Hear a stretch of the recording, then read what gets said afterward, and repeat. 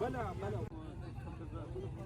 افغانستان په جنوب کې د تریاکو بازار د کندهار د ژړۍ ولسوالۍ د حفظ مدت په دې کلي کې خلک د تریاکو په راکړه ورکړه بوخت دي. د دوی په څیرو کې خوښي د تریاکو په هغه لږ یا ډیره ګټه پورې تړلې چې د دوی جیبونو ته ځي. د دوی په سیمه کې ظاهرا تریاک د عوایدو یوه سرچینه ده. دغه تریاک چې په ځمکه کې وپاشل شو، دا غریب مخلوق د هغه ساعته په پور اخته دی که یې چې دا تریاک ټولېږي بیا خرڅېږي که په 10 خرڅېدل که په 20 خرڅېدل که په 10 خرڅېدل چې دا تریاک نه وي عیال بیا د لوږې مري. یوه افغانۍ نه په پور څوک ورکوي نه په کار څوک ورکوي.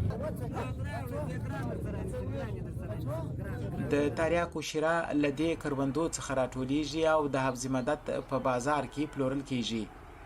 ژړۍ یو له هغو ولسوالیو څخه ده چې سږ کال پکښې زیات کوکنار کرل سوي، خو کروندګر په سیمه کې د سږ کال د حاصلاتو د کموالي پړه پر وچکالۍ اچوي.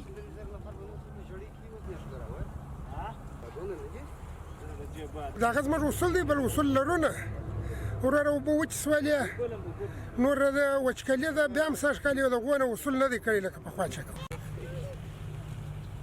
سختي بېوزلۍ او غربت اوس تر بل هر وخت زوړ او ځوان دې نیش وهلو ته اړ کړي، حتی د نورو ولایتونو څخه هم. یعنې چې موږ دا شپږ میاشتې دغه ځای ته موږ انتظار وو، خو بېکارۍ دي، د لسو روپو خواري نه پیدا کېږي، ټوله ځوانان بېکاره دي.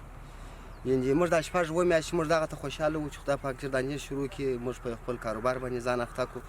نو اوس شکر دی الحمدلله ډېر خوشحاله یو. نو دا ځوانان حاجي ګرده دا چې په کار باندې لګیا دي، نو انشاءالله کار برابر دی.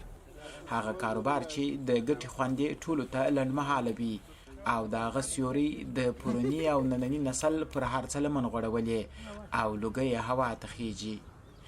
د طالبانو مشر ملا هیبت الله تازه د کوکنارو پر کش او کاروبار د بندیز امر ورکړي.